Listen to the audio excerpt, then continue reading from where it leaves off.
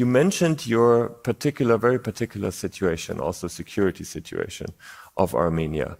Now, Anders Fogh Rasmussen has earlier labeled this your neighbor situation an axis of autocracies. So it's a very difficult geopolitical and geographical situation. How do you deal with the question of security in that environment? To be honest, I wouldn't like to comment on the internal situation of our neighboring countries. But from the other side, as I said, democracy isn't something brought by circumstances to Armenia. I believe it is fully matches with the mentality of our people, and it is a strategy for our government. It is our political belief. It is our political identity as well, because if you would know the record, our political team, the most part of our life, we were fighting for democracy, rule of law, freedom of speech in our country, and now we have opportunity to implement all those values in our country.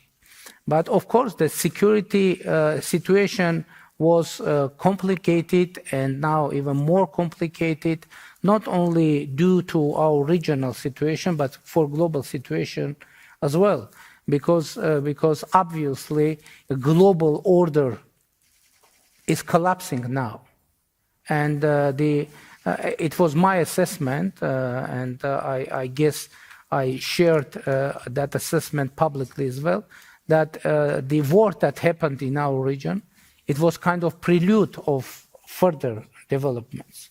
So now the main issue is security.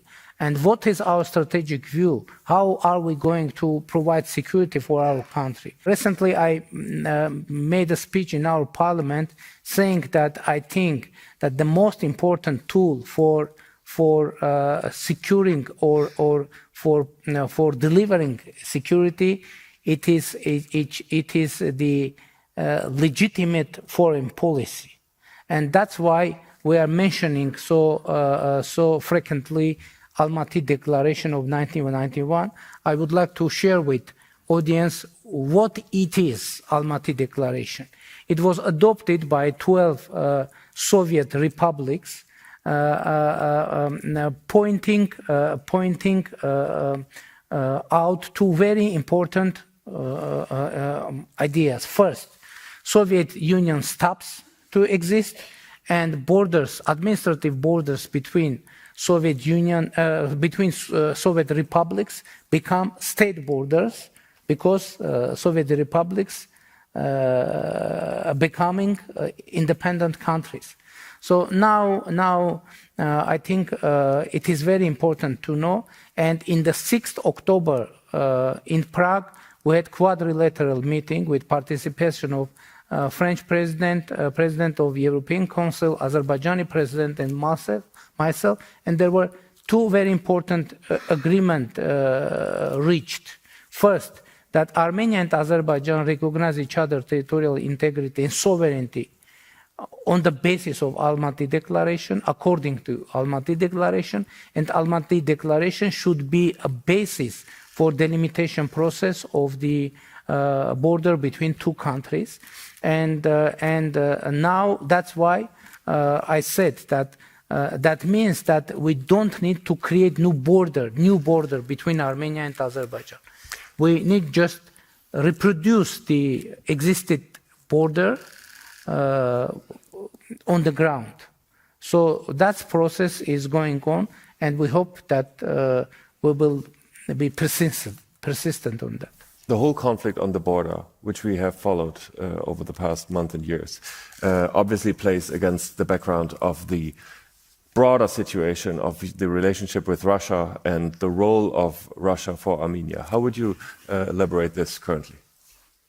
You know that Armenia is a member of CSTO, and now also formally we are a member of CSTO, but I announced that we have frozen our participation. Will you stay member, or are you planning to leave? It is the topic for further conversation, but it is very important to state the current situation. And the problem and crisis in our relations emerged from that point when Azerbaijani troops invaded into Armenia, and according to the procedures of CSTO, organization and member states should support and help Armenia in this situation.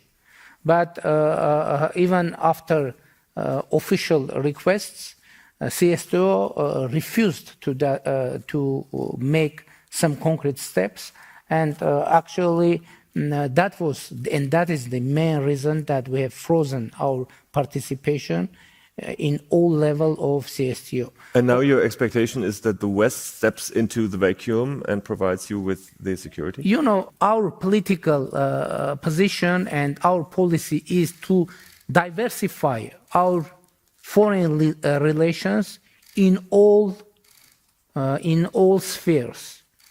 Now we are creating some cooperation in security field with India, with France, with other countries, and now we hope to, and now we have some kind of cooperation with the European Union, because, as I said, we are happy with deployment in the European civilian monitoring mission in our border with Azerbaijan. Of course, it is civilian mission, but from the other side, it is a kind of a new factor in security of our region, and it is first time when European Union somehow is involved in the security agenda of Republic of Armenia. And it comes with a clear expectation to be member of the EU. Now we are looking forward. We are waiting for the decision of European Union to include Armenia into European Peace Facility. And we hope to start to have visa liberalization negotiations start. And last year I announced in European Parliament that Armenia is ready to be as close to European Union as European Union would consider possible. And that is our position, and it's still there. We come to one question from the audience, which also is connected directly to the opportunities that you might have to get closer to Europe, which is, can you elaborate on the initiatives Armenia is taking on to fight corruption? As I said, we have huge progress on fighting corruption, but unfortunately, we can't say that we have managed to eliminate corruption from Armenia. But what to do?